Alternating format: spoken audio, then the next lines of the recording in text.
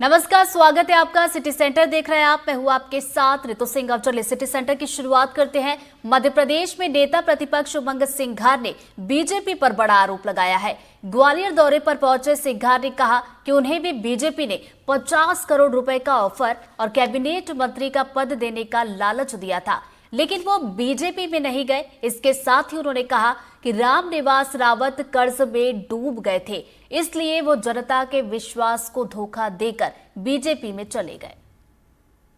रावत जी क्यों गए आप सब जानते हैं कि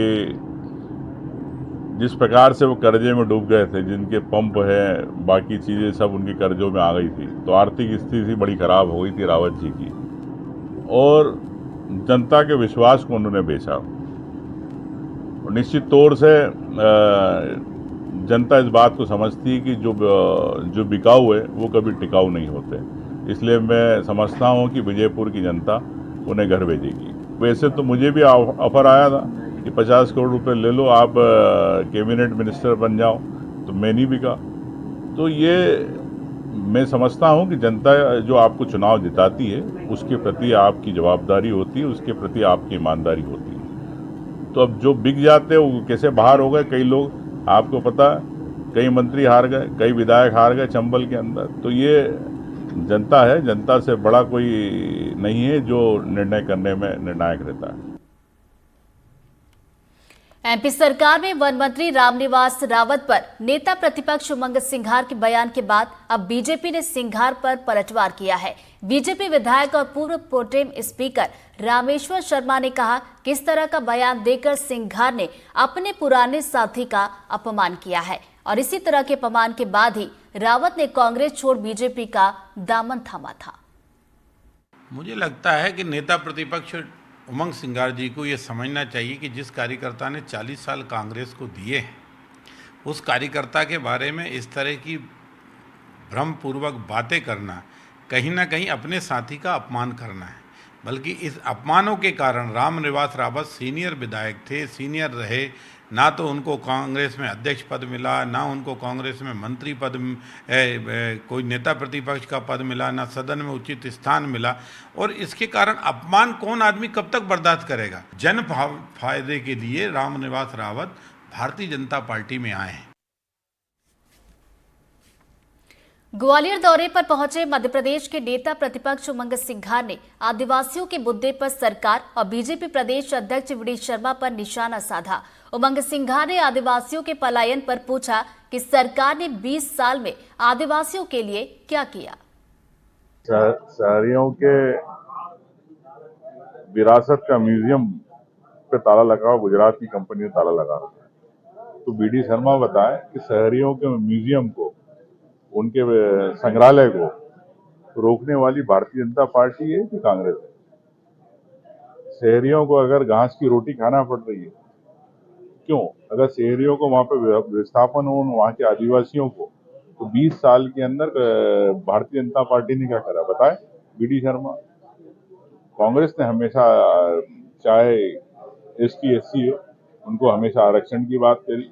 कांग्रेस ने हमेशा उनको मुख्य धारा में लाने की बात करी। तो निश्चित तौर से मैं समझ सकता हूं कि अगर 20 साल में अगर विजयपुर में विकास नहीं हुआ, उस क्षेत्र के अंदर विकास नहीं हुआ, तो भारतीय जनता पार्टी सीधे सीधे जवाबदार है। मैं कहना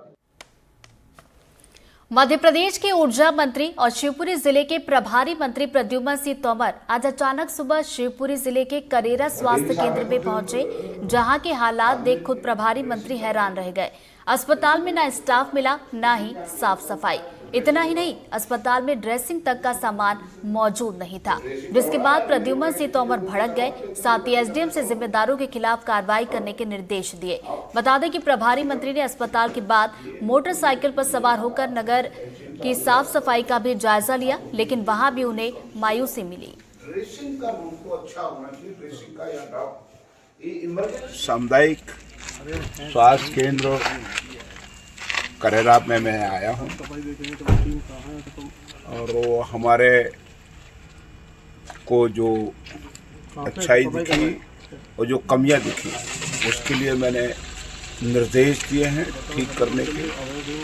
SDM को निश्चित रूप से हमारी सरकार प्रसव के बाद जो बहनें भर्ती होती हैं उनको 2 लड्डू देती है सवेरे नाथ उनको प्रसव के बाद। तो मैंने पाया ये 1 लड्डू दे रहे हैं, उसके खिलाफ मैंने कार्रवाई के निर्देश दिए हैं। बैतूल में व्यापारी और किसानों का हंगामा सामने आया, जहां जिले के बडोरा स्थित कृषि उपज मंडी में व्यापारियों ने किसानों की उपज खरीदने से इनकार करते हुए खरीदी बंद कर दी। दरअसल व्यापारियों का आरोप है कि कृषि उपज मंडी में अव्यवस्था होने के चलते खरीदी करने में परेशानी हो रही है। वहीं किसान भी अपनी फसल लेकर मंडी आ रहे हैं, यहाँ उन्हें उपज रखने के लिए जगह नहीं मिल रही। ऐसे में किसान सड़कों पर उपज रखने को मजबूर हैं। इन्हीं परेशानियों को लेकर आज किसान और व्यापारियों ने मंडी परिसर में हंगामा किया। सोयाबीन के शेड के सामने 8-10 ढेर डल गए हैं, रास्ता जाम हो गया था। इसकी नीलामी चालू करवा दी है तो वो शेड हट जाएंगे, वो फिर सोयाबीन का भी अब नीलाम हो जाएगा। और दूसरा ये है कि अभी आवक ज्यादा हो गई थी, 2 दिन की छुट्टी पड़ गई है, शनिवार और इतवार की, तो इसलिए नहीं तो हमने एक दिन मक्का और एक दिन सोयाबीन के हिसाब से हमने नीलामी कार्य चालू कर दिया है।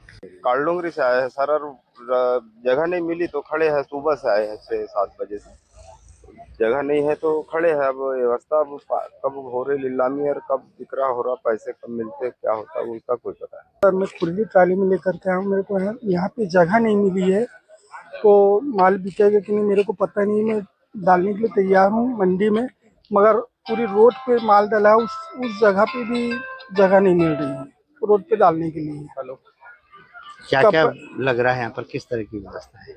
व्यवस्था तो बहुत कमजोर है यहाँ पे, क्योंकि मंडी जिधर देखो उधर पूरा माल दला वाला है, तो किसान को कब पैसे मिलेंगे कब नहीं कोई पता नहीं है।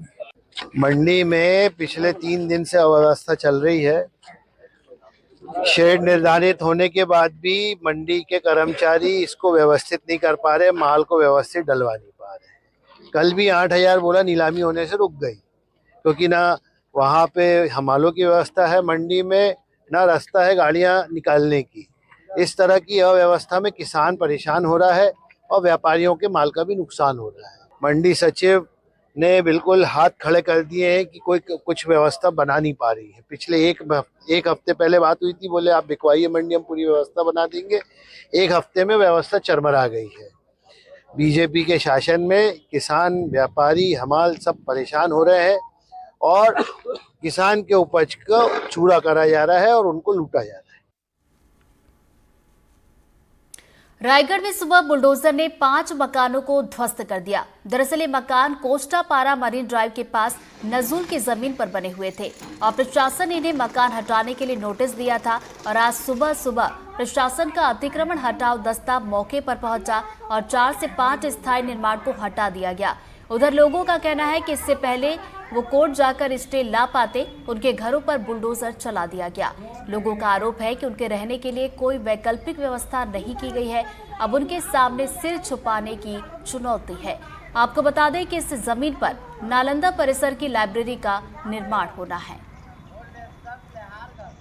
नालंदा परिसर के तर्ज पर आज रायगढ़ में भी नालंदा परिसर बनाने की कवायद शुरू कर दी है, जिसको लेकर कई घरों में नोटिस थमाया गया था। आज उसी तर्ज पर आज सुबह निगम प्रशासन व जिला प्रशासन द्वारा आज उन 5 घरों को तोड़फोड़ किया गया है। मैं दिखाना चाहता हूं कैमरामैन को, देख सकते हैं कि आज सुबह किस